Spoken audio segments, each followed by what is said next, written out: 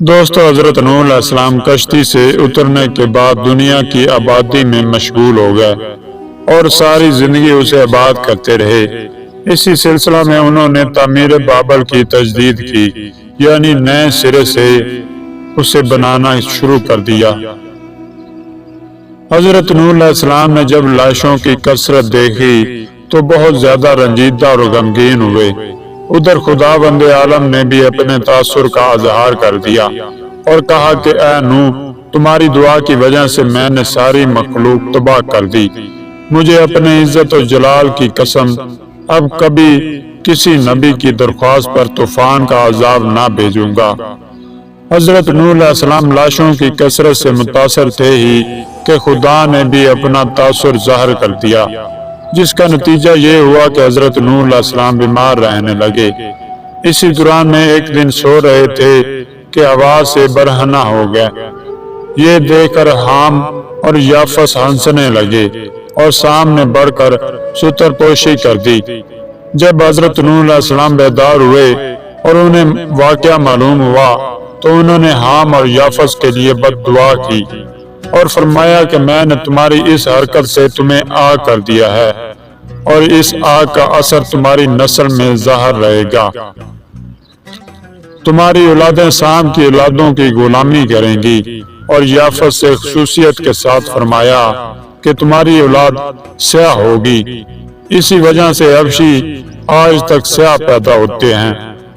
ایک روایت میں ہے کہ انہوں نے بد دعا کرتے ہوئے یہ بھی کہا تھا کہ کفار، جبار، سرکش اور بدماش تمہاری نسل میں پیدا ہوتے رہیں گے۔ اور دوستو، ایک روایت میں ہے کہ انہوں نے سام کے لیے دعائے خیر دی تھی اور کہا تھا کہ تمہاری نسل میں علماء، زہاد اور نیک لوگ پیدا ہوں گے۔ اور ایک روایت میں ہے کہ واقعہ ستر کشتی کے اندر کا ہے۔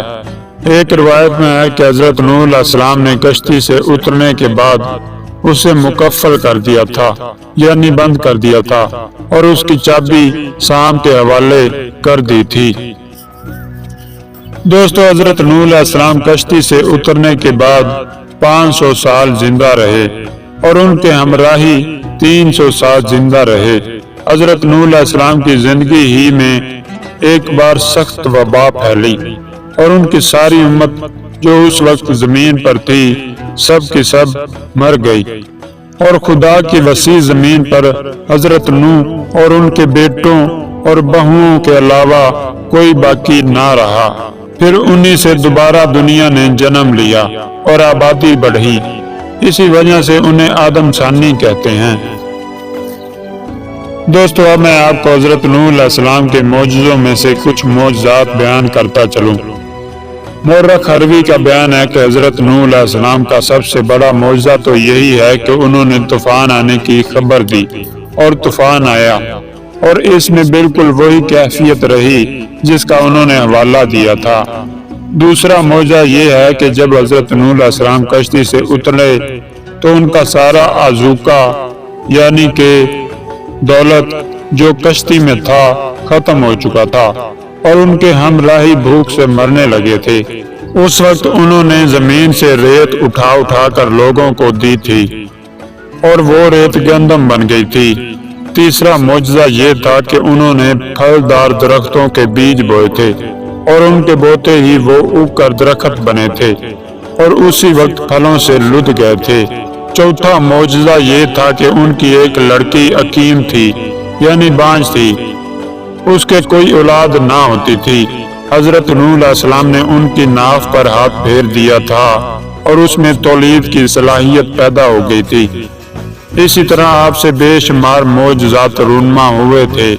ایک روایت میں ہے کہ عہد حوا سے حیض کا سلسلہ جاری تھا اور وہ سالانہ آیا کرتا تھا، لیکن عہد نوح میں آزاد عورتوں کے مردوں سے زیادہ اختلاط کی وجہ سے قدرت نے اسے ماہواری کر دیا۔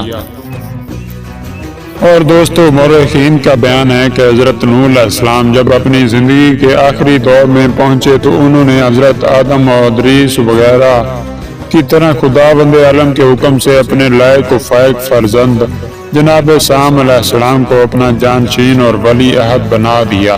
مورخ محمد خاوند شاہ حروی رقم تراز ہیں کہ سام بن نوح کا شمار انبیاء کبار میں ہوتا ہے۔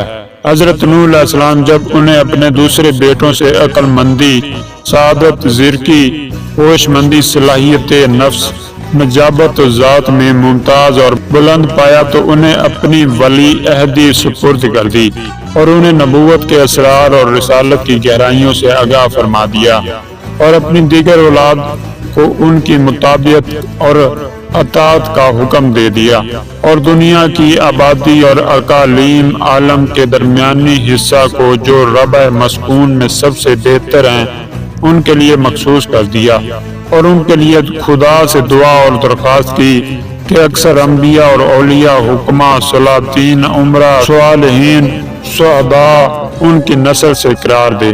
پھر اس کے بعد انہوں نے اپنے سب بیٹوں سے وصیت کرتے ہوئے فرمایا کہ تم لوگ خدا کی عبادت سے غفلت نہ کرنا اور شرک سے ضرور بچتے رہنا اور تکبر کو اپنے قریب نہ آنے دینا، کیونکہ ان دونوں چیزوں کا ارتکاب کرنے والا کبھی جنت میں نہ جائے گا، اور کلمہ لا الہ الا اللہ اور سبحان اللہ کو اپنا ورد قرار دیے رہنا، کیونکہ یہ بڑی اہمیت کے مالک ہیں اور خدا کی بارگاہ میں ان کی بڑی عزت و وقت ہے۔ ایک روایت میں ہے کہ ولی عہدی کے وقت جناب سام علیہ السلام کی عمر 448 سال کی تھی۔